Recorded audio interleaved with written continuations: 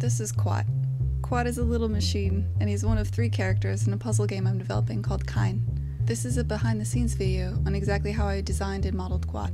When I started modeling this character, I knew the basic mechanics of the game.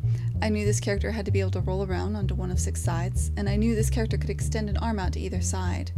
I also knew that this was going to be a drummer, so I knew I wanted to use a drum, or maybe many drums, or many different percussion elements in the design of the character. Another thing I knew was I knew the color palette. I knew thematically I really wanted the background to be blue, and I wanted the foreground to be yellow, so I wanted the character to have some kind of yellow in it. And I was really excited about the kind of bright 50s aesthetic from La La Land, so I kept looking at various pictures from La La Land while I was working on it. Beyond that, I didn't really have a plan. My game only has these 3 characters, and this was the first character I made, so I didn't have any firm rule sets when I started working on it. I just kind of started going. Because this game involves tumbling a character around in an unusual way, it would have been really difficult to concept on paper exactly what I wanted. There'd be no way to know if it worked well in game until it was far too late, and I just found it was much easier to block in the basic shape of the character in 3D and try it out in game as fast as possible. My goal was to not concept on paper at all. I just wanted to create primitive shapes, maybe get a general idea of the vibe down in Maya, and then bring it into Unreal as early as possible so I could spot any design problems. The design needs of the game are actually what drove a lot of the rules for how I developed the character. For instance, there must be something that's flat on each side of the character, obviously, so that the character has something to stand on, or push off of if it's pushing off of a wall.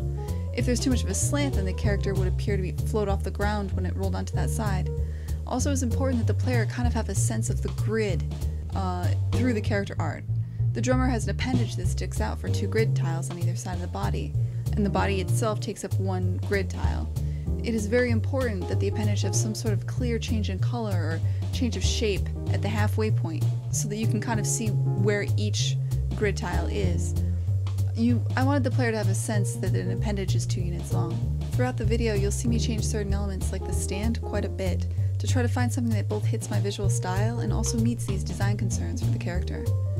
A thing that was locked down pretty early was actually the color scheme. I had a pretty good idea of what I wanted there. I knew I wanted the background to have these kind of cool blue and purple colors to it, and I knew I wanted the character to be bright yellow, so it would pop off from the background and seem to float above the world. It's important that you can tell at a glance exactly where the body is of the character, since that's what you're manipulating. For the secondary colors, I settled pretty quickly on black and silver.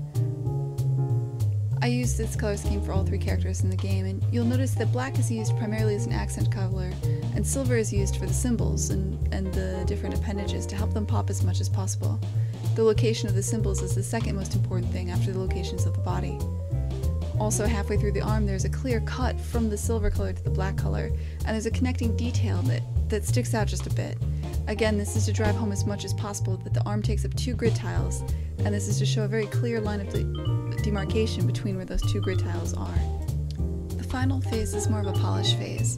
At this point I've mostly figured out the silhouette that I want, though I did still make some more changes to the silhouette, especially with the stand, trying to figure out exactly the thickness I want for the stand and what I want that to look like. I'm still pushing on the materials constantly in Engine as I develop this.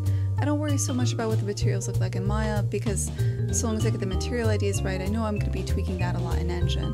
In Maya, I'm mostly just worrying about making the model as good as possible. And obviously in this polish phase is when I add in not just the details, but also the outlines of the character. You'll see most of the outlines are actually just a plane that I've sketched something on. I kind of want the character to have a sketchy look to match the kind of sketchy look of the world. There are some places where I can't simply put a plane and have a drawn texture on it. For example, the arm cylinder.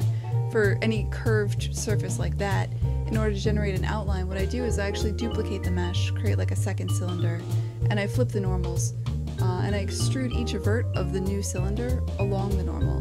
That way it creates an outline that pulls off the mesh. After that, I can just kind of manipulate the vertices, pushing and pulling them randomly to create a sort of sketchy shape. When you tie it all together and you export it, this is the result that I got in game. This is Quat. This is a character that's part of a 3D puzzle game I'm still developing. It's currently in development and it's called Kine. You can wishlist this game on Steam, you can watch me make this game on Twitch at Dire Goldfish, or you can follow me on Twitter, also at Dire Goldfish.